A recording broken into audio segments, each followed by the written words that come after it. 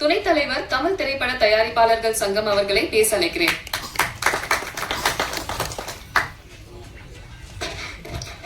தர்மம் காப்பாற்ற வேண்டும், அதர்மம் அகற்ற வேண்டும்.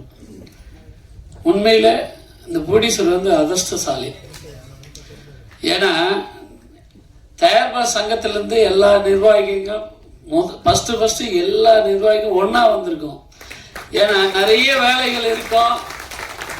ஒரு ஆடியோ ரிலீஸ் ஆனால் ஒரு 2 பேர் வருவோம், 3 பேர் வருவோம். இவர் பயங்கரமான அதிர்ஷ்டசாலியாக இருக்கார். நாங்கள் எல்லாருமே வந்திருக்கோம்.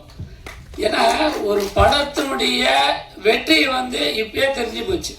நான் பெருமைக்கு சொல்லுங்க, எல்லாம் இதெல்லாம் ஒன்றா சேரனாங்க ஒரு வெற்றிக்கு அறிகுறி. இது தம்பி ரொம்ப நல்லா நடிச்சிருக்காரு. கனடாவில் ஒரு படம் துன்யான்னு ஒரு படம் இருக்கும், அதில் ஹீரோ அமைதியாக இருப்பார், அமைதியாக இருந்து ஃபைட் பண்ணார். அந்த மாதிரி தம்பி ரொம்ப அவர் லைஃப் நல்லா இருக்கணும். எங்களை மாதிரி ப்ரொடியூசர் நாங்களும் அவரை வச்சு படம் எடுக்கிறோம்.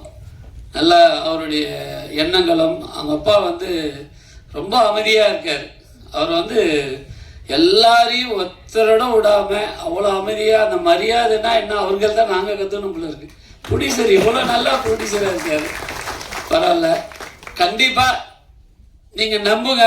இப்போ நாங்கள் வந்திருக்கோம், எல்லாருமே ஜாம்பவான்ல இல்லை, நல்லா வீர செயல் உள்ள எந்த ஒரு தப்புக்கும் எந்த ஒரு தவறான செயலுக்கு தலை வணங்க மாட்டோம். நாங்கள் எந்த ஒரு நல்ல காரியத்துக்கு அது நடக்க வேண்டும் என்ற ஒரே முயற்சியை ராதாண்ணப்ப சொன்னார் பாருங்க.